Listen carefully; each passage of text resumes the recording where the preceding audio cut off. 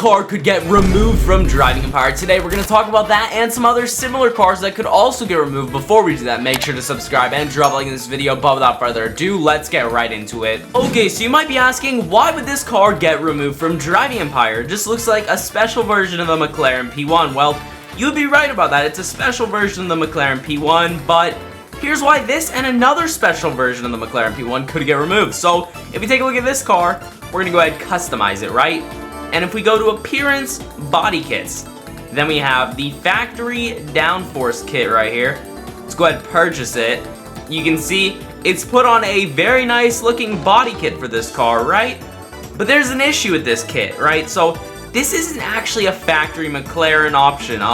This is called the HDK Aftermarket Kit. Now, keep in mind, aftermarket, the word's aftermarket, right? So that means that McLaren doesn't make this kit, a company called HDK does, right? And this car is the McLaren P1 GT, and Lazante, I believe the brand is, makes the GT kit. So this is another aftermarket McLaren P1, right? So this car is at risk of being removed, and same with this car's wide body kit. Now, why would those like randomly get removed? That doesn't make any sense. Well, here's the thing.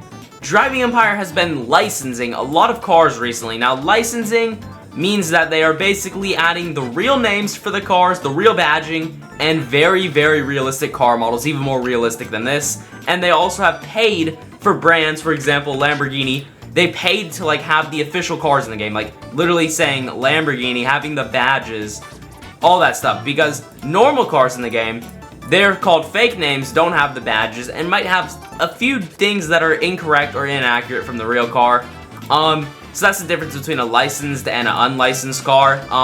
But if they license McLarens, right? So let's say they license McLaren soon.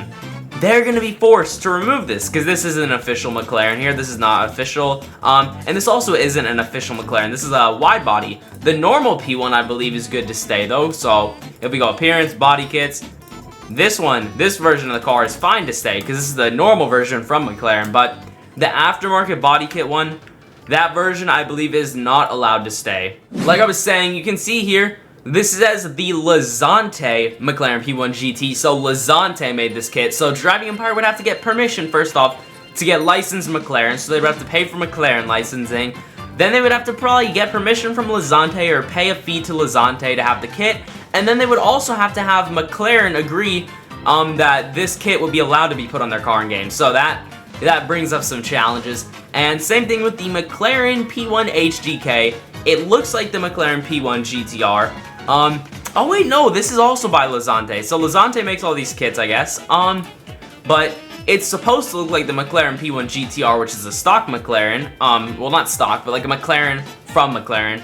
It's trying to look like the race car version, but not actually being the race car. You get what I'm saying? This is like a body kit for the car. So, Lazante would have to give permission, of course, for these kits to be in the game, and McLaren would also have to give permission, like that they would be allowed to be on the cars, and that is if McLaren's even got licensed. So, like I said, all this is hypothetical, but there is more to it than just McLaren's. As much as it pains me to say, this is another car at risk of being removed from the game.